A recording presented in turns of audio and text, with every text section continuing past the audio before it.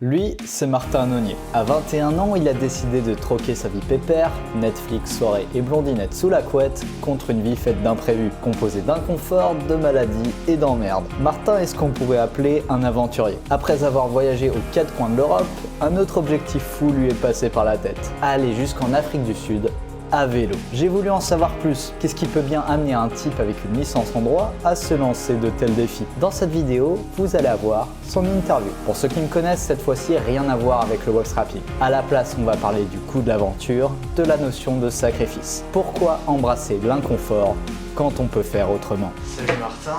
Salut François. Écoute, merci pour cette interview. J'allais dire entre amis, puisqu'il se trouve qu'on se connaît un peu. Ouais. Beaucoup même. Ouais, depuis quelques années.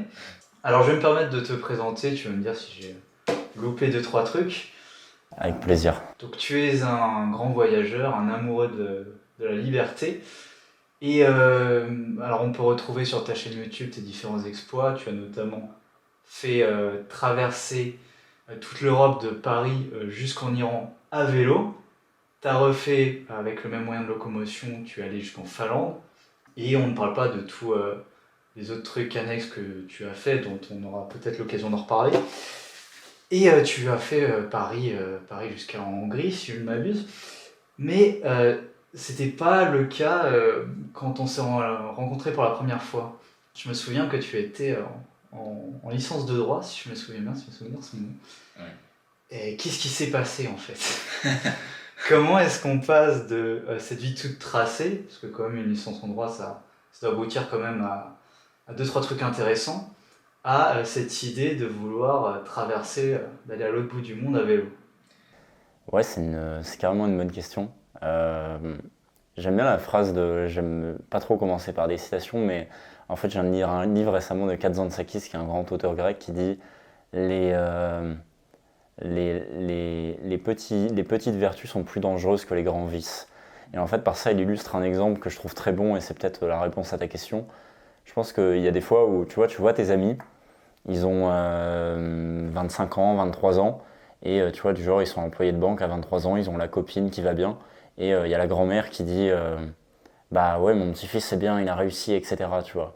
Moi, j'ai pas eu ce bonheur-là, vraiment, d'avoir mes grands-parents tôt, mes parents qui disaient bah mon fils c'est bien, il a une bonne situation, etc. Au contraire, ça me faisait très très peur. Pour moi, c'est ce que je te disais dans la phrase d'introduction, c'est les petites vertus, tu vois. Et Kazantzakis dit les grands vices sont moins dangereux, c'est-à-dire que si tu es un peu voleur, un peu ripou à 23 ans, au moins tu te fais de l'expérience, tu vois. Mais il dit c'est très dangereux d'avoir cette petite vertu très tôt, parce que quelque part t'éteins un peu ton âme, tu vois. Il y avait quelque chose en toi qui s'éteint, tu vois, de faute de confort, et je pense que il y avait quelque chose en moi en tout cas qui me disait j'ai envie d'explorer plus, j'ai envie d'aller chercher plus que ça, et ça me faisait assez peur cette vie rangée où je me disais bah ok, finalement à 25 ans, une fois que tu as réussi tes études de droit, tout est tracé. Je l'entends d'un point de vue, c'est pas une critique non plus de dire qu'il y a des gens qui cherchent cette vie-là, et c'est totalement ok, ça a ses avantages aussi, tu vois. Mais moi en tout cas c'était pas ce qui m'attirait. T'as toujours eu ça en toi? Non, pas du tout. Pas du tout. C'est venu à quel âge? C'est venu après le lycée, je dirais. Au contraire, quand j'étais un gamin, quand j'avais 10-12 ans, je pense que j'étais assez peureux, tu vois. Et même très peureux, et j'irais pas dans les jupes de ma mère, mais tu vois, j'ai ce souvenir-là un peu de quand il fallait faire 10 km. C'est marrant d'ailleurs, je dis ça maintenant. Quand il fallait faire 10 km à vélo, j'étais en mode non, vas-y maman, est-ce que tu peux m'emmener et tout, et il y a mon père qui se foutait un peu de ma gueule en mode c'est bon, vas-y fais-le quoi, à un moment donné t'as 12 ans, vas-y tu peux bien faire 10 km à vélo tout seul, et je pense quelque part ça te façonne un peu, dans le sens où je crois que quand t'as déjà quelque chose en toi, quelque part t'as pas besoin de l'exploiter. Je pense que c'est un grand mythe de dire que tu sais les grands hommes sont un peu, si par exemple si t'es un mec qui a besoin de courage, tu vois, tu l'as été toute ta vie en général, quand tu regardes parmi les grands hommes, c'est au contraire des gens qui ont vraiment manqué de cette vertu, qui vont le plus aller la rechercher pour essayer de se la prouver à elles-mêmes. Je pense que vraiment tes plus grands manques façonnent tes plus grandes passions. C'est-à-dire que, par exemple, c'est souvent des mecs qui ont eu des gros problèmes physiques, qui deviennent kinés par exemple. C'est souvent des mecs qui ont beaucoup manqué d'audace, qui deviennent les plus audacieux. C'est souvent les mecs qui ont été les plus victimes, qui deviennent les mecs les plus les plus terribles ou les plus impressionnants, tu vois. Et je pense vraiment que tu vas chercher tu vas chercher tes plus grandes passions dans tes plus grands manques, tes plus grandes valeurs en tout cas. Ce qui t'intéresse le plus, tu vas te chercher dans ce qui t'a le plus manqué. Il y a une forme d'équilibre en fait dans la vie, j'ai l'impression. Ouais, ça me fait penser, je fais une petite aparté, ça me fait penser à j'ai écouté un podcast sur l'histoire de Vladimir Poutine. Ouais. Alors ça s'inscrit, c'est un podcast en polonais, donc peut-être j'ai pas tout compris. Mais il disait grosso modo, il parlait de l'enfance de Vladimir Poutine. Ouais. Qui est un peu, son enfance est teintée d'ombre, parce que forcément il est dictateur, donc il réécrit un peu tout à sa sauce. Mais il y a la version officielle du coup d'un côté, et il y a la version non officielle de l'autre. Et la version non officielle est beaucoup plus intéressante parce qu'elle dit grosso modo que le petit Vladimir, justement, il était rejeté à l'école, tu vois, c'était un peu la victime, parce qu'il parlait mal russe, parce que machin, tu vois, que sa mère était absente, son père il était parti. Tu vois, c'est des trucs quand même vachement sombres. Et peut-être, c'est ce qui un peu lui a donné le goût du pouvoir, une sorte de vengeance. Forme de contrôle des gens, ouais. Une forme de contrôle des gens, si tu n'as pas réussi à avoir le contrôle sur eux étant jeune, ouais. Je pense que tu ne t'es pas lancé directement dans cette aventure. Ta première aventure, c'est de Paris jusqu'en Iran. Si je me souviens bien, tu t'es pas lancé directement dans cette aventure. Il y a eu quelques étapes intermédiaires. Ouais. Est-ce que tu peux nous en parler ? Oui, il y a eu plein d'étapes intermédiaires en fait. Enfin, il y en a une grosse, c'est que souvent en fait, au moment où je commence, j'ai 19-20 ans, et j'ai jamais voyagé de ma vie. Donc je me rappelle, mon premier voyage, c'était déjà une semaine à Rome. Il n'y avait pas de vélo, rien du tout. Mais déjà, ça m'impressionnait de fou. Je me rappelle, putain, je suis tout seul à Rome. C'était énorme quoi, pour moi à l'époque. Et en fait, après ce premier voyage à Rome, quelques mois après, déjà, je crois qu'il y a... je me fais pas accepter dans la fac que je veux pour mon master en droit. Et en fait, il y a le Covid qui tombe. Le Covid était déjà là depuis quelques mois, mais là, il y a vraiment gros confinement encore. C'est le deuxième gros confinement. Et en fait, à ce moment-là, je prends une amende dans la rue pour un masque sous le nez, quoi. Vraiment, les flics m'arrêtent. Ils sont un groupe de 15 flics. Et masque sous le nez, 150 € d'amende ou je sais pas quoi. Et là, je me dis, bon, c'est bien, c'est gentil et tout, mais moi, j'en ai marre de vos conneries. Je regarde le seul pays où il n'y a pas de mesure Covid, la Serbie. Bon, je me dis, Serbie, c'est pas forcément la destination de mes rêves, mais bon, au moins, j'ai pas besoin de passe, j'ai rien besoin pour aller là-bas, je vais y aller, quoi. Et j'ai pas d'argent, rien. Donc je me dis, il faut que je trouve un boulot, quoi, en fait, pour vivre. Et à ce moment-là, du coup, en plus, je me dis, merde, en plus, je parle pas anglais. Et je me dis, je vais trouver un boulot, tu sais, workaway, c'est en gros, tu bosses dans un hostel, une auberge de jeunesse, peu importe. Tu fais l'accueil 20 heures par semaine et tu peux au moins dormir et ils te payent à manger, quoi. Tu vois, t'es pas payé, mais ils te payent le gîte et le couvert. À ce moment-là, je me dis, je vais faire ça, sauf que je parle pas anglais, donc j'envoie des emails avec Google Traduction, quoi. Et à ce moment-là, on me dit, ils acceptent, quoi. Ils se disent, le mec doit bien parler anglais. Sauf que j'arrive là-bas, je sais pas ce que c'est que check-in, check-out. En plus, on n'a pas trop cette notion. On n'a pas cette notion en France, tu sais, en fait, on dit entrée-sortie, mais ça correspond pas vraiment au langage hôtelier. J'ai vraiment mis 3 semaines à comprendre ce que c'était check-in, check-out. Et vraiment, je sentais que la boss là-bas me regardait très mal, sachant qu'en plus, j'ai fait beaucoup d'erreurs de comptage parce que je crois que c'est des dinars serbes et c'est comme en Hongrie où tu as beaucoup de zéros, quoi. Donc ça peut vite monter à 1000, 2000, 3000. Et moi, j'arrivais pas à distinguer 100 et 1000. Donc je te laisse imaginer les erreurs des fois de comptage que j'ai fait avec des clients où j'ai dit, là, oui, 100. Et puis le mec me donne 300 €, 300 dinars serbes. Je me rends pas compte. Et on me dit, en fait, il manque un zéro, mec. Bravo, tu vois, tu viens de perdre en gros l'équivalent de 30 balles aujourd'hui, quoi. Et donc je me suis pas trop fait de potes là-bas, c'était un peu dur au début, parce que du coup ils me regardaient un peu mal, j'étais un peu le petit jeune de 19-20 ans qui comprenait rien, quoi. Et ça n'a pas forcément été simple, mais c'était super enrichissant d'ailleurs. Pour l'anecdote. Il y avait un mec que j'avais rencontré là-bas, c'est une longue histoire, qui s'appelait Keith, un américain très sympa, et je l'ai recroisé à Varsovie, à Budapest en Hongrie, incroyable, 4 ans après, et du coup on a pu bien reparler. Et c'est dingue de voir comment on avait évolué à ce moment-là. Bref, il y a plein d'histoires sur ce mec aussi. Où, en gros, lui était dans une autre auberge de jeunesse, mais vraiment super bizarre, où il y avait des. Enfin, c'était limite des Macs qui géraient ça. Enfin, bon, bref, c'est une longue histoire. Mais ça pourrait être drôle de la raconter un autre moment. Et en fait, après ce voyage, enfin, ce moment de 2 mois où je suis en Serbie, bah, j'avais envie du coup de bosser avec des mecs qui géraient des chiens de traîneau, quoi. Et en Laponie. Et à ce moment-là, bah, du coup, je pars en Laponie pendant 1 mois pour gérer les chiens de traîneau. Et alors là aussi, c'est une très très longue histoire parce que les premiers voisins étaient genre à 10-20 km de chez nous. Et il s'est trouvé que le gars le gars était assez spécial, quoi. C'est-à-dire qu'il pouvait aller nourrir ses chiens à 1h ou 2h du matin. Il était omnibulé sur ses chiens. Tu sentais qu'il n'avait pas un retard mental, mais disons que je pense qu'il avait une forme de fixette sur ses chiens. Et il était vraiment, vraiment particulier. Il n'y avait pas de douche. Pendant 3 ou 4 semaines, je ne me suis pas douché. On a pris un sauna un jour, voilà. Et ouais, donc c'était particulier, mais c'était super enrichissant. Et en fait, à la fin, et le dernier truc de ce voyage, rien à voir, mais en fait, de la Laponie, je suis parti en Égypte. Non pas en vélo, hein, là tout ça c'est en backpack, je pars en Égypte 1 mois pour visiter. Et donc au total ça faisait 4 mois de voyage et quand je reviens de ça, malgré parfois les petites difficultés que j'ai pu vivre, je me dis c'est exceptionnel quand même ce que j'ai vécu et j'ai vraiment envie de le vivre mais d'une manière un peu plus authentique, de vraiment me rendre compte de la grandeur de la Terre, de plus prendre seulement l'avion, mais vraiment de vivre la distance et toutes les difficultés sur le moment, quoi. Vivre la route, vivre la nature, etc. Et j'ai vraiment envie de dormir dehors. Et donc, 3 ou 4 mois plus tard, je pars en vélo jusqu'en Iran, à Téhéran, du coup, qui a été vraiment un voyage vraiment super fondateur pour moi. On est quoi? On est en 2021? Ouais, le jour du départ, je crois que c'est le 30 juin 2021.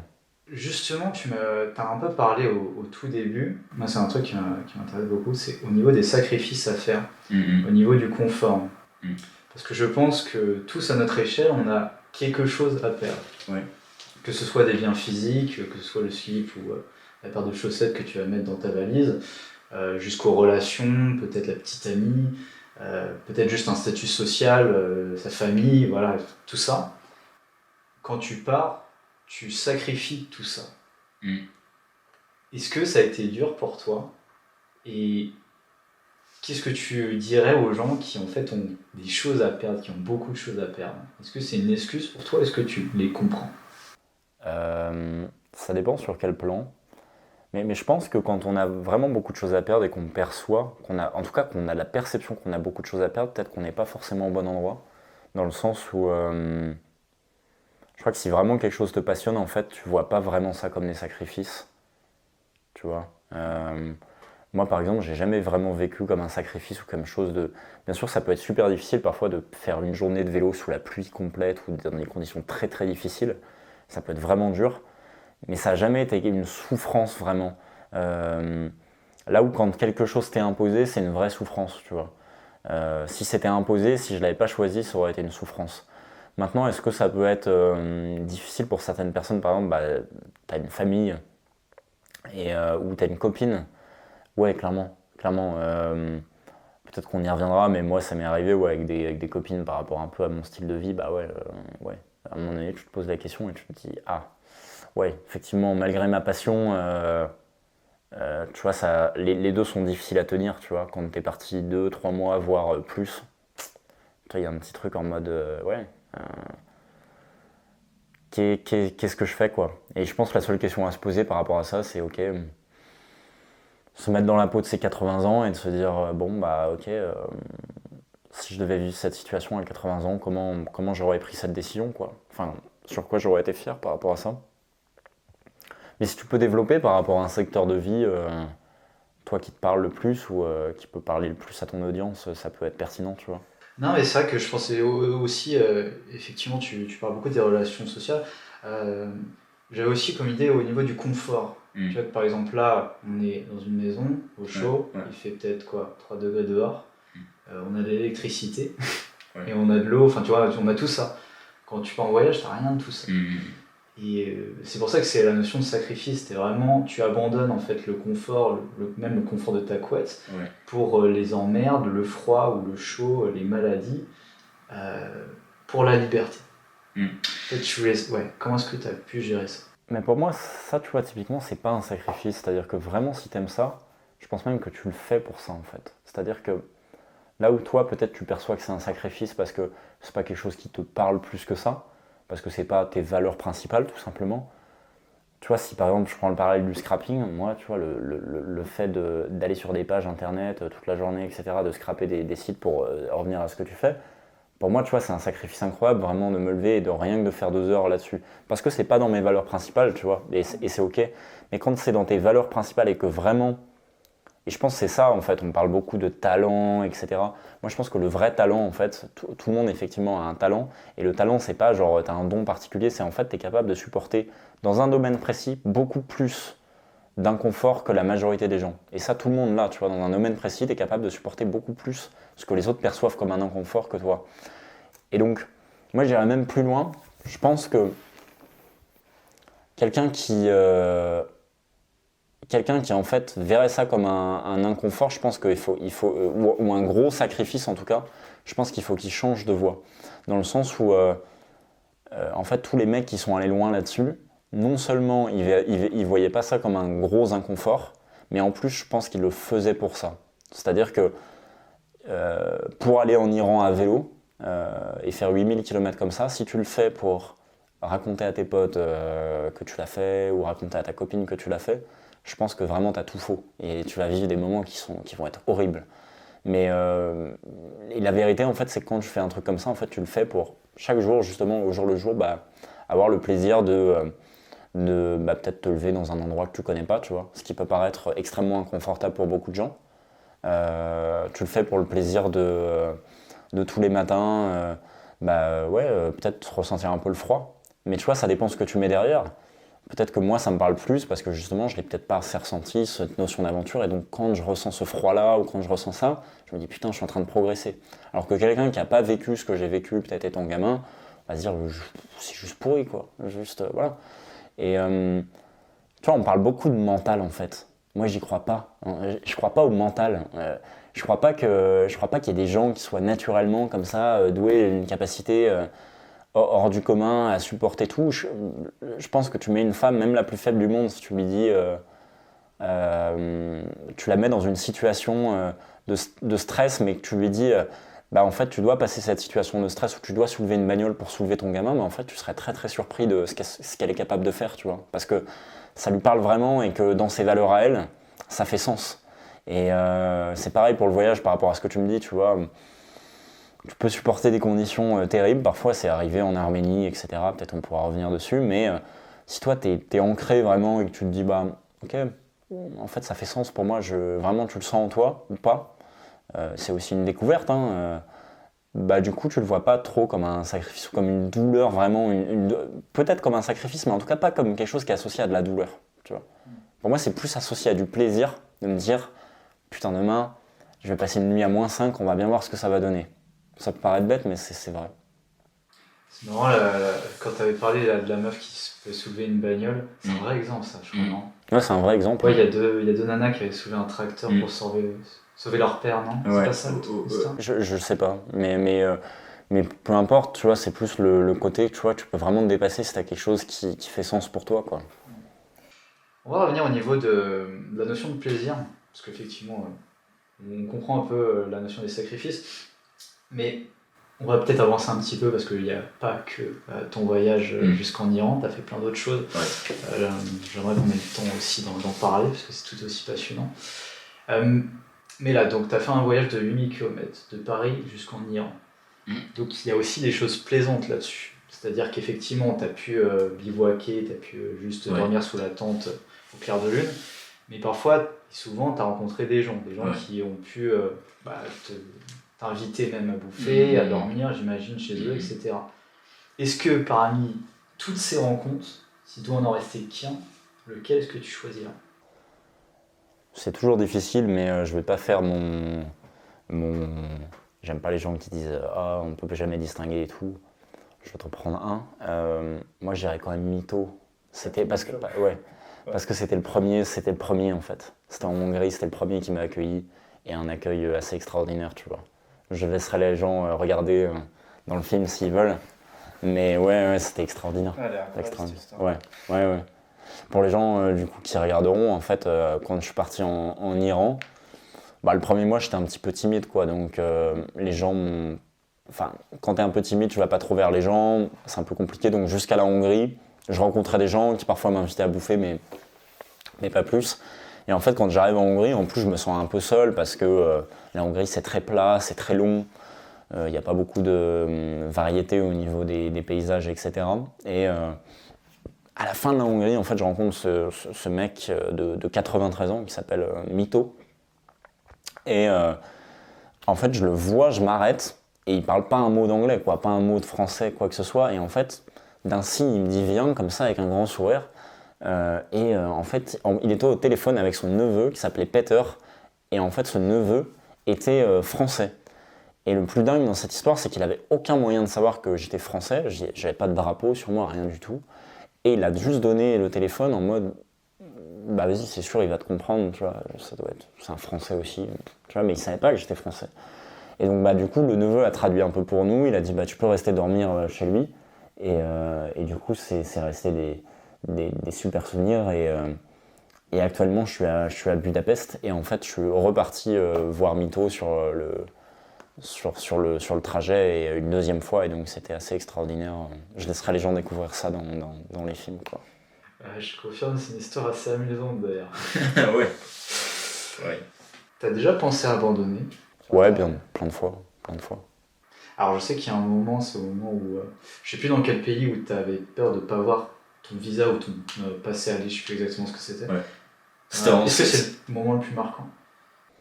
Pas trop. Là j'étais sûr de moi, tu vois, j'avais déjà passé pas mal d'épreuves. C'était plus en Roumanie, c'était au début du voyage sur l'Iran, où je pense que, tu vois, sur un voyage comme ça, naturellement, en fait, c'est tellement dense que tu reviens forcément différent de comment t'es parti.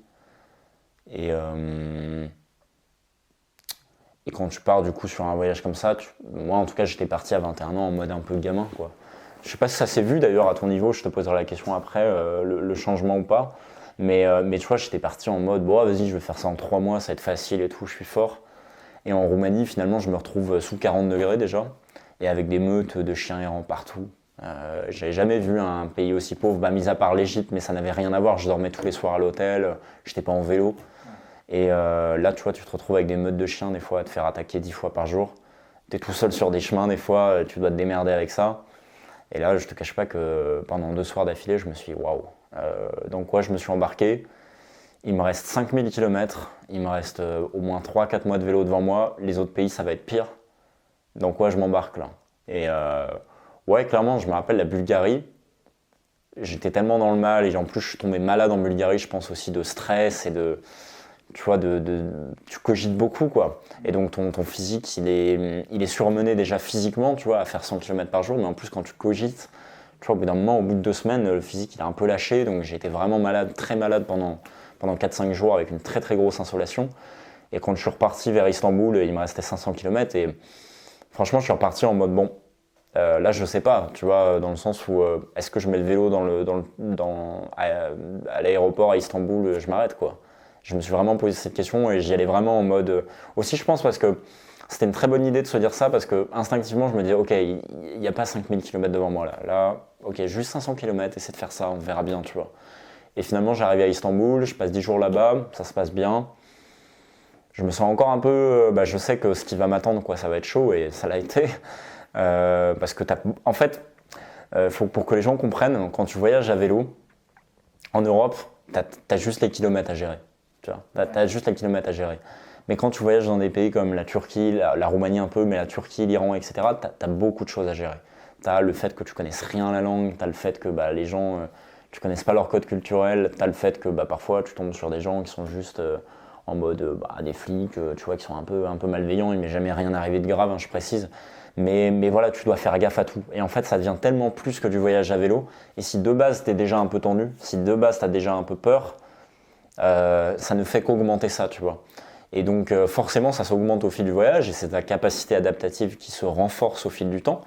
Mais il faut être en mesure d'accepter ça. Et donc, du coup, je sais plus où j'en étais, mais ouais, du coup, ça s'est renforcé au fil du temps. Et quand je repars d'Istanbul, bon, je me sens pas super confiant, mais je me dis, bon, en fait, ok, c'est juste de faire 100 km en plus, tu vois. C'est juste de faire une journée en plus. t'as le droit d'abandonner demain, mais pas aujourd'hui. Tu vois, je me répétais ça en boucle dans ma tête, t'as le droit d'abandonner demain, mais pas aujourd'hui. Pas aujourd'hui. Juste rajoute une journée, tu vois. Et faut pas essayer de voir trop loin, parce que sinon, tu peux vite t'écrouler. T'as pas beaucoup de soutien aussi quand t'es tout seul. C'est très différent de voyager à deux, parce que j'ai pu rencontrer des voyageurs sur la route en Géorgie. Quand t'es à deux, tu vois, je sais pas, t'as un peu une soupape de sécurité, tu vois. C'est très différent. Même aussi dans la gestion de la fatigue, quand tu dors constamment dehors en bivouac, quand t'es à deux, franchement, t'es pépère, quoi.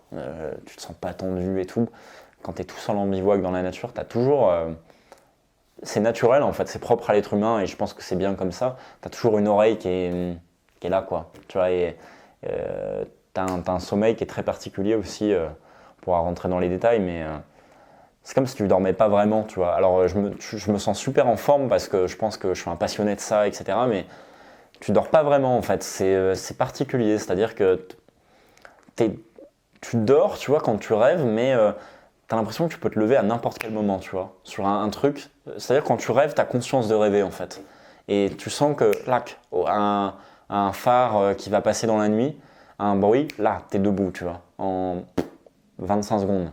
Et ça, c'est vachement impressionnant à vivre, mais je sais pas si d'autres voyageurs pourront partager leur expérience là-dessus, mais moi, en tout cas, quand je dors dehors, c'est souvent ça. Mais après, j'ai un sommeil qui est très réparateur, mais assez paradoxal, ouais. Ah, écoute, j'ai une question, mais j'ai Ouais. quand même envie d'avancer aussi. Le pire, c'est quoi? C'est les animaux, les hommes ou ce que tu as à l'intérieur? Parce que tu as parlé des chiens en Roumanie, tu as parlé des flics ou peut-être d'autres mauvaises rencontres. Je sais pas si tu en as eu, pour être honnête. Je sais pas si tu m'en as parlé. Ou est-ce que c'est juste en toi, le pire? Bah, je pense que c'est toi, en fait. Parce que les peurs et tout viennent te taper qu'à la mesure où un peu t'y crois déjà en toi. Et ouais, pour moi, je pense, pour être sincère avec toi, ouais, j'avais besoin à 21 ans de me prouver un peu, ok, je suis assez fort pour faire ça et tout. Et le fait de me retrouver en difficulté face à quelque chose, tu vois, que t'as même pas envisagé, tu vois, des chiens, tu vois, en soi, des chiens, enfin, c'est pas glorieux, quoi, c'est pas des lions. Et donc, quelque part, ça vient te taper vraiment méchamment dans ton ego. Et je pense que ça a été le grand apprentissage de ce voyage. Je pense que c'est pour ça qu'il y a beaucoup de gens aussi qui ont adhéré sur le film. Je pense que tu vois progressivement dans le voyage, je le vois avec du recul maintenant, que je me suis progressivement libéré de mon ego, en fait. Bah, attention, hein, sur le voyage, après, c'est quelque chose qui revient, tu vois, mais sur ce voyage-là, j'ai dû m'en libérer pendant un moment pour pouvoir aller plus loin, tu vois, me dire, ok, bah en fait, je pensais que j'aurais peur de rien, bah en fait j'ai un peu peur de tout. Bon, il va falloir faire avec, quoi. Et si tu l'acceptes pas, bah en fait tu vas abandonner, tu vas te faire, tu vas t'autodétruire en fait. Je pense que j'ai compris ça en Bulgarie, et je pense que c'est pour ça que les gens ont bien accroché aussi sur le film, parce que je pense que ça se sent vraiment cette espèce de transformation pendant le voyage. Alors, je sais plus vraiment, mais c'est vrai que ça fait du coup 2-3 ans que j'ai regardé. Et ouais, j'ai le souvenir d'un truc assez sincère là-dessus. Bah, t'as fait un nouveau film d'ailleurs. Donc là, c'est pour le coup un peu plus light, c'est France-Hongrie. Ouais, c'est la Mais première étape de tranquille. l'Afrique, ouais. Ouais, on aura l'occasion d'y revenir. J'aimerais faire juste là, une grande ellipse. Donc on parcourt les 8000 km en 5 secondes. Et t'arrives du coup en Iran, à Téhéran, capitale. Tu ressens quoi à ce moment-là, émotionnellement? Ce qu'on ressent, paradoxalement, je ressens pas. On peut s'attendre à une explosion de joie, etc. Je pense le sentiment du travail accompli, tu vois, c'est une sensation de paix en fait, plus qu'une explosion, une sensation de paix. Tu vois, tu te dis waouh, je suis passé par tout ça, je suis là maintenant. T'as l'impression d'être un peu dans un autre monde, d'avoir vécu finalement 5 ans en 5 mois. Tu vois, t'es passé par tellement de choses et tu l'as tellement imaginé ce moment-là. Tu te dis waouh, j'y suis. Et je pense que je dirais que ce qui ressort le plus, c'est suite à ça, peut-être tout est possible, tu vois. Vraiment, sincèrement, tout est possible, tu vois. Si vraiment je m'en donne les moyens, je peux arriver à faire tout ce que je veux, tu vois. Et parce que vu par quoi je suis passé, ok, je peux y arriver. Ouais, je pourrais pas te dire mieux. Ouais, retour à Paris du coup. On a l'occasion de se revoir, il me semble, à ce moment-là. Le plus dingue dans tout ça, c'est que t'as remis le couvert. C'est-à-dire que tu t'es pas arrêté à là. T'as fait un truc, on va dire, un peu moins long, peut-être un peu plus dur, je sais pas. Tu as fait ton prochain voyage, c'était Paris-Finlande. Ouais, exact. D'ailleurs, l'histoire est belle pour le coup. Pour le coup. Ouais, ouais, je peux te la raconter avec plaisir. Ouais, mais du coup, la question c'est pourquoi t'as remis le couvert aussi. Bah là, en fait, Quel était le contexte là, aussi, ouais, si tu pour peux le, dire. pour le coup, j'avais une bonne raison. C'était une femme, donc Ouais, mais t'aurais pu prendre un Paris Ouais, ici. c'est vrai. Ah, en Encore train, mieux. mais ça n'aurait pas eu le même charme, tu vois. C'est pour ça que je le faisais. Non, en fait, j'avais rencontré une femme dans la rue qui est devenue ma copine. Et bah, du coup, au bout d'un mois, je crois, ouais, ça devait faire un mois qu'on était ensemble. Je me suis dit, elle était finlandaise. Je me suis dit, tain, ça pourrait être super sympa de venir te voir en vélo, tu vois. Mais d'y aller en vélo, pas en avion, parce que ça n'a pas beaucoup de valeur, de vraiment faire le voyage. Et donc, je l'ai fait en un mois. Je suis parti de Paris et je suis allé jusqu'en Finlande à vélo. C'était vraiment un beau voyage. Je dirais qu'il y avait peut-être un peu moins de moments forts, il y avait peut-être un peu moins de découvertes que sur le premier. Et puis les pays sont plus normaux, entre guillemets. En plus, c'est très plat, honnêtement. Allemagne, Pologne, Estonie, Lettonie, tout ça. C'est très très plat. Donc bon. Mais c'était un beau voyage et je regrette pas du tout de l'avoir fait. Ça fait quoi? Ça fait 2000 km? 3300, ouais. Jusqu'à Helsinki, ouais. Parce que madame était contente quand même. Ouais, je crois qu'elle était contente. Faudrait lui demander, mais je pense que oui. Ah, mais ça, c'est un truc de fou. On en parlait il y a quelques jours. C'est-à-dire que jusqu'à son lit de mort, cette femme se rappellera de toi, en fait. Tu vois, parce que je pense pas qu'il y ait toutes les femmes, il faudra demander à l'auditoire, mais je pense pas qu'il y ait une femme qui dise ouais, mon mari, mon homme, il a fait ça pour moi. Il a parcouru, il a bravé les dangers, le froid, etc. pour venir me voir. Donc très gentleman de ta Merci. part. Et puis, tu changes de cap cette fois-ci. Ouais. Alors tu raconteras comment c'est venu, ça par le biais d'une rencontre, mais tu as voulu te lancer dans l'armée. Ouais. Donc rien à voir, mais quand même avec un lien avec l'aventure, Ouais. la notion de liberté, etc. Ouais, Tu as voulu te lancer plus spécifiquement dans les forces spéciales. Mhm. Pourquoi? On peut l'annoncer, ça a été un cuisant échec, mais Mais déjà, tu as essayé. ouais. Je connais pas. Ouais, je pense que la question pourquoi elle est importante pour pas que les gens me prennent pour un cinglé. Je pense que j'étais dans un besoin, peut-être que finalement tout ce que tu as cité finalement, à un moment donné de ma vie, il y a 1 an et demi, 2 ans, ça a commencé à me faire peur, tu vois. C'est-à-dire, j'assumais plus vraiment, ok, bah en fait ouais, je suis assez libre, j'aime ça, et je pense que je me suis dit putain, j'aime la liberté, j'aime l'aventure, mais quelque part ça me fait un peu peur, j'ai envie de la mettre dans un certain cadre.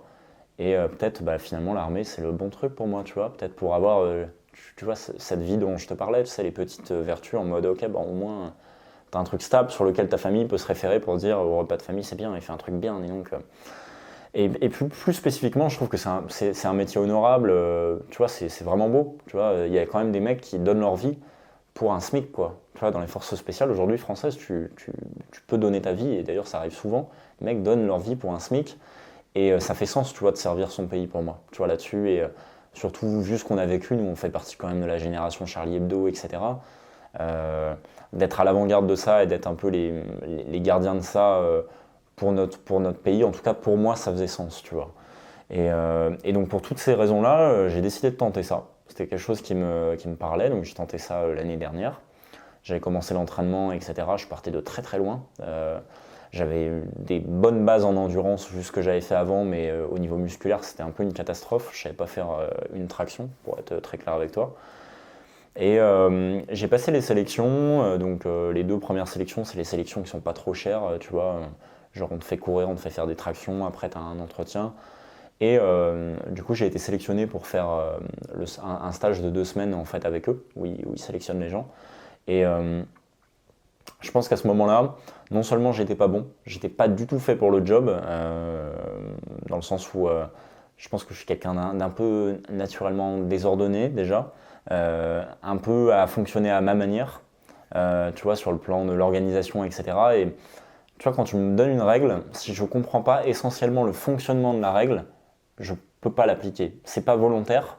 Si vraiment je comprends pas le pourquoi, tu vois, le pourquoi profond, j'ai beau essayer de faire tout ce que je veux, de le noter dans un carnet, etc. Je vais pas réussir à le faire. Et c'est peut-être aussi l'une des causes, c'est peut-être un bénéfice dans ma vie de ma réussite dans ma vie à côté, tu vois, au niveau entrepreneuriat, etc. C'est que je pense que quand tu fais de l'entrepreneuriat ou des voyages très longs, etc., et que tu dois prendre beaucoup de décisions, finalement, la qualité essentielle, c'est pas de respecter les règles, c'est de savoir exactement quelle règle peut générer le maximum de résultats ou la bonne décision en un peu de temps précis, tu vois. Et l'armée, c'est pas du tout ça. L'armée, c'est même si tu as 5 règles et qu'il y en a une qui est pas importante, tu dois les connaître par cœur. Et du coup, j'étais très très mauvais à ça. Honnêtement, j'étais pas au niveau physiquement en plus. Et ouais, du coup, ça a été 2 semaines très très dures pour moi. J'ai réussi à les finir. C'est pas que c'était très dur mentalement, tu vois, j'avais vécu des choses qui étaient très très difficiles, je pense beaucoup plus difficiles quand j'étais tout seul en Iran dans certaines situations. Mais du coup, c'était vachement dur à vivre mentalement. Parce que j'arrivais entre guillemets avec un certain. Tu vois, j'avais 24 ans, avec un certain entre guillemets statut. Le mec, on sait qu'il allait en Iran et tout, il a fait ça, ça, ça. Alors que tu vois, j'étais face à des jeunes tu vois, qui avaient 19-20 ans, qui n'avaient pas trop d'expérience dans la vie. Et là, je me retrouvais soudain à être le dernier, quoi, à être le plus nul des plus nuls. Et donc, bah, ça m'a mis une bonne claque. Ça m'a permis de me remettre en question sur pas mal de choses aussi. Et je pense que ça m'a réaligné. Je me rappellerai toujours de cette phrase du maître de stage, du coup, qui faisait partie des forces spéciales, tu vois, qu'à la fin, j'étais venu lui parler en mode, bah voilà, j'ai essayé de faire de mon mieux, voilà, merci pour tout en tout cas. Et le gars m'a dit, bah ouais, mais tu sais, bon, bah voilà, on a vu comment t'étais, t'as mis l'idée dans la tête, c'est un peu dur de te concentrer sur une idée souvent, mais je suis sûr que ça te servira, tu vois, dans ta vie, tu vois. Dans le civil, c'est quelque chose qui va t'aider. Et quelque part, tu vois, je sais pas s'il l'a fait exprès, mais tu vois, il me mettait un peu dans la voie, tu vois, en mode, c'est pas tu vois, de copier un modèle, tu vois, essaie de quelque part faire ton propre modèle à toi, tu vois, qui te convient, mais c'est pas de le copier. Et je pense que le moment où je me suis rendu compte de ça dans le stage, un moment super particulier, tu vois, on était levé tous les matins, 5h45, quoi, l'armée, enfin bref. Et, et en fait, moi, tu vois, je subissais ça, dans le sens où, putain, pour moi, faire mon lit le matin et tout, enfin, concrètement, j'avais du mal à comprendre. Et juste, je me disais, bah, un jour, c'est pas grave, je serai opérateur, je supporte ça, tu vois, je subis ça maintenant, mais vas-y, c'est bon. Et en fait, un matin, j'ai vu un mec qui était à côté de moi, un collègue, je sais plus comment il s'appelle, mais lui, il souriait, tu vois, en faisant son lit. À 5h45, tu vois, je regardais. Je dis, putain, tu souris en faisant ton lit. Il fait, bah ouais, c'est cool, mais à l'armée, c'est sympa. Tu vois. Et c'est là que j'ai compris, tu vois, tout ce que je te disais en préambule, que moi, j'avais pas, que ce que je te disais, c'est qu'en fait, il appréciait le processus. Il appréciait pas le résultat, tu vois, parce que le fait d'être un opérateur et je sais pas, faire des missions en Afrique, c'est peut-être 10% de ton job. Mais le 90%, ça va être obéir à des ordres, faire des trucs comme ça, machin. Et si tu kiffes pas ça, c'est exactement comme vouloir aller en Iran pour raconter à tes potes que tu l'as fait. Si t'aimes pas dormir dehors et avoir les pieds trempés, ça va être très compliqué, tu vois. Et à ce moment-là, moi, j'ai réalisé ça. Je me suis dit, putain, mais en fait, là, j'ai fait une connerie, tu vois. Concrètement, j'ai choisi un truc pour aller chercher des résultats, mais le processus, je l'aime pas. Donc, en fait, je sais que je suis pas au bon endroit. Alors très concrètement, imaginons, tu as dit deux choses, t'as dit que tu n'avais pas le niveau physiquement et que le processus te faisait chier, grosso modo. Imaginons que tu avais le niveau physiquement, que tu serres les dents jusqu'au bout et finalement que tu es pris à la toute fin. On dit félicitations monsieur Martin Grenier, vous êtes pris. Tu prends la place ou pas du coup? Je pense que malheureusement, ouais, je l'aurais pris, mais ça aurait été une catastrophe, tu vois, parce que du coup, je pense que j'aurais signé un contrat, je me serais retrouvé dans un truc où ça correspondait pas du tout à ma personnalité, et je pense que j'aurais pris la place d'un mec qui aurait été plus adapté pour ça. Mais je pense que je l'aurais pris malheureusement, ouais. Donc quelque part, ça a été une chance que ce soit eux qui m'aient dit, à mon avis, mon gars, t'es pas au bon endroit, quoi. Et pour revenir là-dessus, c'est pas que le processus me faisait chier, tu vois, je comprends totalement le processus de l'armée, tu vois, et ça fait sens, tu vois, à un niveau collectif. Mais, euh, mais c'est juste que j'avais beau faire ce que je voulais, tu vois. Enfin, on était tout le temps en train de bosser, en train d'écrire sur les carnets tout ce qu'ils nous répétaient. Ça rentrait pas, quoi. Il y avait des mecs pour qui ils s'épanouissaient dans ce milieu-là. Et moi, au contraire, ça me drivait vers le bas, tu vois. Et donc là, à ce moment-là, bah, j'ai compris, à un moment donné, pour faire un métier avec autant d'expertise, c'est pas que tu dois être doué dès le départ, mais tu dois avoir certaines valeurs en commun et certaines choses qui vont faire que tu vas progresser plus vite que la moyenne, tu vois. Si toi tu les as pas, ça va être très compliqué. J'aimerais alors on termine, c'est un grand mot, mais on termine cette interview par ton projet actuel. Parce qu'on va faire une petite ellipse à un moment que tu aies des choses à dire sur ton voyage France-Hongrie. Je pense que pour toi c'était peanuts, mais tu me diras. Pour que les gens comprennent, tu branles pas rien en attendant, c'est-à-dire que tu as un business en ligne, tu nous expliqueras, mais c'est marrant parce qu'on a un peu le même boulot. Ouais, un peu. L'air de rien, on est tous deux créateurs de contenu. Ouais. Je sais pas, toi, combien c'est de pourcentage, c'est ton job à plein temps ou pas vraiment? Ouais, enfin oui, à plein temps, on peut dire ça. Ouais. Après, voilà, ça me demande. Tu sais ce que c'est l'entrepreneuriat. Après, les gens s'en foutent que tu bosses 40 heures si tu leur génères des résultats. Donc ouais. Tu gagnes de l'argent grâce à ça, ce qui te permet déjà d'avoir la liberté géographique, c'est la condition un peu sine qua non pour et financière, en même temps durant tes voyages, pour que les gens comprennent un peu le truc. L'argent il tombe pas tout seul quoi. Et là tu as un nouveau projet fou, et tu as le projet de traverser de l'Afrique du nord au sud. Si j'étais un peu ton père, je te dirais quelle mouche t'a piqué. Parce que j'ai rapidement regardé un peu la carte de l'Afrique sur Google Maps pendant que je t'attendais. Et il se trouve que il y a des conflits à peu près partout en fait. Je crois au Maroc et au Sahara occidental, en Égypte et au Soudan du Sud, au Somalie, en Éthiopie, on oublie peut-être d'autres. Est-ce que c'est pas dangereux? Pourquoi tu fais ça? Est-ce que c'est pas dangereux? Je veux pas te dire que non, mais je pense que, en fait, après, tu vois, les trucs comme Google Maps, les ambassades te disent tout le temps que c'est dangereux. Quelque part, quand tu fais ça, tu dois aussi faire un peu. Tu vois, c'est très bizarre de dire ça dans nos sociétés européennes qui sont très rationnelles, etc. Mais je crois que si tu es au bon endroit, il y a une forme aussi de destin parfois qui se met en place. Tu rencontres les bonnes personnes et t'évites les situations dangereuses. Pas tout le temps, mais il y a quand même une forme d'équilibre qui se met en place, tu vois, étonnamment. Et tu dois avoir confiance en ça quand tu voyages. En tout cas, ça fait. En fait, est-ce que c'est dangereux? Oui. Mais la vraie question que j'ai envie de poser, c'est quoi si tu le fais pas, quoi? Qu'est-ce qui se passe si tu le fais pas? Et c'est Mike Horn qui dit ça. Il dit on peut seulement gagner quand l'envie de gagner est plus fort que la peur de perdre. Tu vois? Et du coup, est-ce que l'enjeu de perdre ta vie est plus important pour toi que de réussir ce défi-là, de traverser l'Afrique? Pour moi, tu vois, franchement, en toute honnêteté, je dis pas, je suis pas du tout un trompe-la-mort et tout, et tu me connais en privé. Tu vois, je suis un mec vraiment réfléchi, quoi, qui va vraiment calculer ses risques, qui fait ce qu'il prend. Mais si demain, tu me dis, bah ouais, ok, ça comporte ce risque et tu peux effectivement y laisser ta vie, je pense que je le prendrais plus. Ouais, je le prendrais plus que de me dire, ok, j'arrive à 80 ans en me disant que je ne l'ai jamais fait. Pour moi c'est pas grave de mourir à 25 ans, 26 ans en Afrique parce que tu as tenté ça, plutôt que se dire à 80 ans, putain, j'y ai pensé toute ma vie, je ne l'ai jamais fait, tu vois. Je trouve que ça a plus de grâce quelque part, tu vois. Et je crois que le temps, c'est quelque chose de très relatif aussi. Tu vois, on dit oui, il faut vivre jusqu'à 80 ans, etc. Mais en fait, c'est marrant. Moi, Mito, il a 93 ans, tu vois. Il me dit, ma vie, elle est comme ça. Mais en fait, moi, j'ai l'impression que c'est ça, tu vois.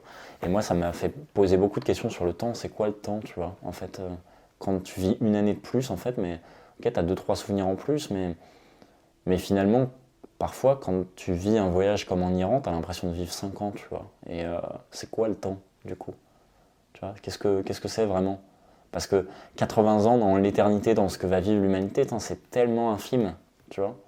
Et du coup, ça m'a fait poser beaucoup de questions par rapport à ça, de me dire, ouais, c'est une vraie question que l'audience elle pourra répondre. Est-ce qu'il vaut mieux avoir une vie tranquille, ou est-ce qu'il faut mieux avoir la vie d'Achille qui meurt à 25 ans? J'allais te faire le même parallèle. C'est vrai que je suis pas sûr qu'Achille pensait au montant de sa retraite. Ouais. Mais tu vois, je pense pas qu'il faille rentrer dans la critique par rapport à ça, tu vois, chacun a sa vie, et je pense qu'il y a aussi besoin de gens qui sont plus dans la retenue et tout par rapport à ça. Sinon, s'il y avait que des mecs comme moi, en fait, ça se casserait la gueule rapidement, quoi. Probablement. Donc Afrique parce que risque? Non, pas du tout, non. Parce que tu es allé en Égypte et ça t'a plu. Ouais, non, le facteur risque pour moi c'est pas du tout. Et pourquoi l'Afrique plutôt qu'un autre continent? Parce que je pense que c'est super exotique et je pense que j'ai envie d'aller explorer leur mentalité aussi. Ils ont une mentalité très particulière justement vis-à-vis de la prise de risque, tu vois. Ou moi en Afrique, en Iran. Alors l'Iran c'est pas l'Afrique, mais en Égypte, tu vois, des fois j'ai pu voir des gamins sur 4 gamins sur une même mobilette. J'ai pu voir des gamins qui conduisaient un 4x4 à 6 ans. Tu vois, il y a une notion en fait de la prise de risque et un détachement aussi par rapport au destin. Voilà, c'est le destin quoi, qui m'intrigue. Nous dans nos sociétés finalement où tout est calculé en permanence, tu vois, où la prise de risque est calculée jusqu'à te dire ok, mets bien un masque parce que machin, faut pas que la moyenne d'âge des morts baisse pendant le Covid. Encore une fois, tu vois, c'est des styles de vie qui sont différents. Je pense que ça a ses avantages, tu vois, ça a beaucoup d'avantages de vivre ici à Varsovie en Pologne, où tu sais que concrètement quand tu traverses la rue, tu vas pas te faire écraser, ce qui est pas sûr quand tu es en Égypte. Faut juste choisir dans quelle vie tu veux vivre, mais ouais, en tout cas, ça m'inspire d'aller découvrir ça un peu plus, vraiment dans le terrain, et d'aller voir des gens qui vivent comme ça au quotidien. Et ouais. Et non, le facteur risque pour moi c'est vraiment secondaire. Je suis pas du tout. Si je peux éviter les risques, moi je les évite. D'ailleurs, pendant mon voyage, je vais éviter les pays en guerre, tu vois. Je vais pas passer au Soudan parce que c'est trop dangereux, quoi. Enfin, le jeu en vaut pas la chandelle en fait, tu vois. C'est vrai que tu n'es pas non plus inconscient, on en a parlé un peu. Tu as quand même une idée d'où tu vas aller. Après, j'imagine que tu te démerdes à peu près sur le moment, mais tu as une idée du trajet. C'est pas ta première expérience, donc tu commences à avoir un peu de bouteille. Comment tu prépares ça? T'as quoi dans ton sac, par exemple? Waouh, j'ai beaucoup de choses dans mon sac. J'ai 50 kilos de bagages avec le vélo, 53 kilos exactement. Donc, si tu veux que je te décrive tout ce que j'ai dans mes sacs, j'ai de la bouffe, j'ai une tente, un sac de couchage, bref, j'ai beaucoup de choses, des vêtements de rechange. Tu veux que je précise un truc en particulier? Non, j'avais plus comme idée, comment est-ce que tu te prépares? Comment est-ce que tu te prépares pour un voyage comme ça de l'Égypte, en Afrique du Sud? Comment tu t'es préparé? J'essaie de préparer un peu en amont par rapport à ce que je vois sur des forums, etc. Mais je me prends pas trop la tête. Enfin, en vélo, tu sais, t'es proche de tout, tu peux t'arrêter dans des villes, donc si t'as besoin de quelque chose, tu t'arrêtes, tu l'achètes en fait. Et faut pas non plus trop se prendre la tête sur l'équipement, le matériel, ça fait pas une différence énorme à la fin. Et surtout, c'est adaptable quoi. Pendant le voyage, tu peux acheter un t-shirt, tu peux acheter ceci ou cela. Faut juste faire gaffe sur les impondérables, du genre réchaud, bien choisir son réchaud par exemple.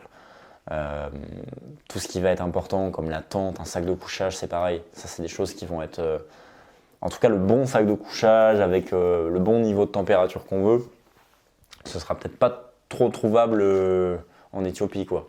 Donc là-dessus, il faut faire attention. Tout ce qui va être électronique aussi, si on a des gros chargeurs de rechange, ça le prévoir. Mais après, pour le reste, c'est adaptable. Il se trouve que tu n'es pas la première personne que je connaisse qui voyage. 2 personnes que je connais plus ou moins personnellement qui ont voyagé, qui ont fait des gros voyages. Il y a une personne de mon école qui s'appelle Noé, je le salue, qui est parti de Thaïlande jusqu'à Paris. C'est pas rien, je sais pas combien ça fait en kilomètres, c'est un truc. Ouais, ça doit faire 15 000, 20 000, ouais. Sérieux, putain. Il a fait ça en autostop. Et son message à lui, son raisonnement, c'était que l'école de commerce, ça le saoule. Et il voulait quelque chose d'un peu plus terre à terre. Donc il a étudié, il a donné des cours de français au début en Thaïlande. Puis bon, à un moment, il fallait bien rentrer. Donc il s'est dit, bon, plutôt que de prendre un avion Thaïlande-Paris, il allait faire ça en autostop. Problème, c'est que le mec n'a jamais documenté ça. Il a une histoire de fou, avant de malade mental. Mais il a juste écrit sur 2-3 posts Facebook dans un groupe privé, donc c'est-à-dire qu'il est ultra connu pour nous. Localement. Mais tu dis Noé qui? On ne sait pas qui c'est. Deuxième exemple, ça c'est un couple. Et le mec qui était un de mes voisins, trop drôle, quand j'avais 10-12 ans. Et lui, pareil, il a voyagé en Afrique de l'Ouest et en Amérique latine. donc avec sa compagne, que je connais également. On était dans la même classe en 4ème, 3ème, quelque chose comme ça. Et lui, pour le coup, il a documenté son voyage. Donc il a fait des podcasts, il a fait des trucs Instagram, il a fait un peu de vidéos YouTube, etc. Par contre, son message à lui, il était différent. Ça s'appelait 17 rayons d'espoir, pour ceux que ça intéresse. Et les 17 rayons d'espoir, ça faisait écho aux 17, alors je pourrais te dire de conneries, je crois que c'est les 17 objectifs du développement durable fixés par l'ONU. Donc ça, c'est leur message à eux. Quel est ton message à toi, Martin? Putain la vache. Non, c'est une bonne question. Parce que pour le coup, toi, tu documentes ton avancée, tu as une chaîne YouTube. Imagine, tu es au sommet d'une montagne, tu peux parler à n'importe qui, tu choisis ta cible. Moi, je pense que c'est assez dangereux. On dit souvent qu'un conseil n'éclaire que celui qui le dit, tu vois, et c'est vrai. Mais je dirais qu'en tout cas, le sens, c'est moi ce qui m'inspire dans mes films de transmettre et non pas d'apprendre aux gens, tu vois, parce que en fait, ça me fait chier, tu vois, les mecs qui sont en mode, tu vois, les mecs, on a 25 piges, quoi, tu vois, les gars vont faire donner des leçons à des mecs qui ont 40 ans, quoi.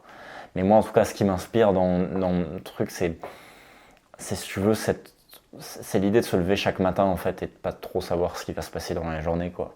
C'est ça, moi, qui m'inspire aussi d'aller explorer, tu vois, toutes les parties de ton âme, mais aussi de la terre. Je pense que je sais plus dans quel film c'est, mais il y a une belle phrase, c'est explorer les recoins les plus sombres et les plus froids de la terre, où les pires instincts se cachent, où les pires instincts s'affrontent. Je sais plus dans quel film c'est, mais c'est très beau.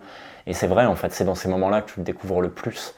C'est un peu ce que je disais aussi à quelqu'un, un partenaire qui va peut-être me soutenir pour le voyage en Afrique. C'est que finalement, faire 10 000 km à la fin ou faire 20 000 km, c'est peut-être juste un prétexte pour bien se connaître soi-même. Et je crois qu'il n'y a pas de plus beau finalement cadeau que ça dans la vie, c'est peut-être de juste savoir se connaître un petit peu plus, de savoir un petit peu de quoi on est fait. En tout cas, moi, c'est le sens de ce que je fais, de mieux me connaître, de mieux connaître le monde qu'il y a autour de moi, de comprendre un peu, mais putain, ne pas juste me satisfaire d'une version ou d'une autre, tu vois, t'as un peu la version traditionnelle qui va te dire ouais c'est Dieu qui a fait ça machin, t'as la version occidentale qui est peut-être encore pire et plus prédominante aujourd'hui en tout cas, qui est en mode tout est scientifique, tout est expliqué, si tu vas contre ça, bon en fait t'es une sorte de je sais pas d'illuminé ou je sais pas quoi, tu vois, tout est rationnel. C'est peut-être la pire des versions parce qu'elle mène à un espèce aujourd'hui, on le voit bien, de calcul de tout, tu vois, qui moi m'exaspère, tu vois, je suis un... Il y a trop d'administration française. Ouais, clairement, par exemple, mais c'est un exemple parmi d'autres, mais oui, il y a une forme de bureaucratie à tous les étages en fait, doublée en plus d'une morale permanente, tu vois, de celui qui sort un peu du troupeau. Et ouais, c'est ça le sens du message. Finalement, centrer ma vie sur la connaissance de moi, des autres, et pas avoir peur de prendre des gros risques. Et je pense pas avoir peur aussi de mettre sa vie au service de quelque chose de plus grand que soi. Parce que je pense qu'on est dans un monde aussi très très matérialiste et moi-même, hein, j'en suis, tu vois, on filme là avec une caméra, voilà, tout le monde l'est, mais ouais, il y a un côté où ouais, en fait, c'est les petits plaisirs avant tout, ce qui est pas grave, mais il n'y a pas de grand but en fait dans la vie. Et c'est pour ça que je te disais, est-ce que le jeu en vaut la chandelle, tu vois, quand tu traverses l'Afrique, est-ce que c'est pas dangereux? Ouais, probablement, mais pour moi, le jeu il en vaut la chandelle. C'est pas si grave en fait que quelque chose t'arrive là-dedans, parce que tu sais que ok, t'es au bon endroit au bon moment. Et je pense que c'est une question qu'il faut vraiment se poser, ça, pour le coup, tu vois, se dire ok, si vraiment le pire m'arrive, ok, bah est-ce que ça va ou pas, quoi? Est-ce que finalement, s'il y a vraiment un truc mauvais qui m'arrive, est-ce que dans le dernier moment, je peux juste me regarder en face et me dire bon, de toute façon, ok, je suis là où je dois être, et peut-être que la suite c'est juste une nouvelle aventure, quoi, tu vois, finalement. Tu vois, je peux juste te dire ça, si t'es au bon endroit. Si tu finis ça, tu feras quoi? C'est une bonne question. Je pense pas que tu t'arrêteras, en fait. Tu dis ça comme si j'allais mourir, quoi. Si tu finis ça. Non, surtout parce que je pense que tu t'arrêteras pas à ça. Moi, c'est possible. Moi j'ai pas mal de grands projets dans la tête. J'aimerais bien truc peut-être plus version expédition après, c'est-à-dire Tu vois, par exemple, moi, ça m'a passionné quand je suis allé en Laponie, les milieux polaires, tu vois, pourquoi pas tenter des expéditions dans le milieu polaire. Après, ce serait quelque chose qui me passionnerait, ouais, d'apprendre ces compétences-là au niveau survie. C'est quelque chose, ouais, ça me passionnerait vraiment. Passionnerait vraiment. Un tout dernier mot pour le mec qui regarde la vidéo et qui se dit que ton histoire elle est vachement cool, mais il a peur de se lancer. Euh,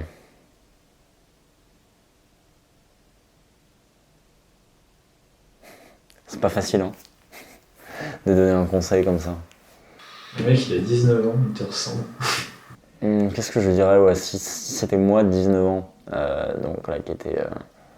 Il a jamais fait ça de sa vie. C'est facile à dire de mon point de vue, mais pas trop se formaliser des détails, peut-être. C'est-à-dire, peut-être agir avant de réfléchir. C'est peut-être pas très responsable de dire ça, mais tu vois, prends ton billet d'avion et puis tu verras bien, quoi. Puis si t'aimes pas, quoi. Et puis tu rentres, tu vois. C'est ce que je dirais. Enfin, je veux dire, de Paris jusqu'à Téhéran, je veux dire jusqu'en Roumanie, non inclus, t'es à peu près tranquille, quoi. Ouais. Enfin, si t'as une merde, tu prends billet retour. Ouais, clairement. Bon bah écoute, je te libère parce que je sais pas quelle heure il est. Il est l'heure de faire dodo. Ouais. Surtout que tu rentres demain. Donc je mettrai le lien de ta chaîne en description. Pour ceux que ça intéresse, regardez ces films, franchement, ça donne du baume au cœur. Et ouais, non. C'est vrai que j'ai pas du tout ton âme d'aventurier. Moi, c'est vrai que je parle aux ordinateurs. Okay. Je parle un peu mieux. Pourquoi t'as fait ça justement? Parce que j'aime bien les trucs logiques, je pense. Okay. Ouais, c'est ça, c'est-à-dire que 2 plus 2 est égal à 4. Si ton script il plante, c'est de ta faute. C'est pas de la faute de machin, de machine. Ouais. Ce qui m'insupportait, je pense, c'est les gens qui se trouvent des excuses à leur situation. Je pense qu'on a peut-être ça en commun. Ouais, c'est vrai. C'est-à-dire que, oui, évidemment, il y a des facteurs extérieurs. Tu peux avoir de la chance, tu peux avoir de la malchance parfois. Mais grosso modo, si ta vie te plaît pas en ce moment même, c'est de ta faute. C'est la bonne et la mauvaise nouvelle. C'est pas de la faute de la société, de je sais pas quoi, de papy, de mamie, machin. Donc, si mon script plante, c'est de ma faute. Si un client est déçu, c'est de ma faute. Si j'ai pas fait un bon chiffre d'affaires ce mois-ci, c'est de ma faute. Donc, assumer tout ce qui nous arrive, je pense que c'est une très bonne... Ouais. Et c'est un bon point et ça me fait penser à une histoire. Je me rappelle justement quand j'allais en Iran, en Bulgarie, j'avais rencontré une Française qui voyageait à vélo. Honnêtement, je sais pas comment elle avait fait pour arriver jusque-là parce que elle ne faisait que se plaindre, quoi. Pendant 15 minutes, je l'ai entendu dire « Ah ouais, elle est bulgare » et puis il y avait plein de chiens en Roumanie et tout et j'en peux plus. Et je pense que du coup, c'est effectivement un grand apprentissage quand tu pars comme ça. Parce que tu peux effectivement, je la comprends, tu vois, d'un certain point de vue, tu peux avoir du ressentiment, tu vois, quand il y a des gens qui sont pas du tout dans tes codes. Par exemple, tu vois, tu peux vraiment avoir du ressentiment pendant un moment quand il y a des mecs en Roumanie, ils laissent des troupes de chiens dehors ultra dangereux, tu vois. Mais à la fin des fins, le raisonnement du raisonnement, à la fin, ça reste, ok, en fait, il n'y a plus que toi face à toi. Si t'es pas prêt à accepter les règles du jeu telles qu'elles sont, tu rentres en fait. Et donc ça te rend très responsable aussi. Et c'est quelque chose que j'apprécie beaucoup en voyage. Cet aspect de responsabilité où tu arrêtes de te dire ok, c'est la faute des chiens, c'est la faute de machin. Non en fait, soit je suis assez fort pour supporter ça, soit je rentre au bercail. Et c'est assez apaisant en fait.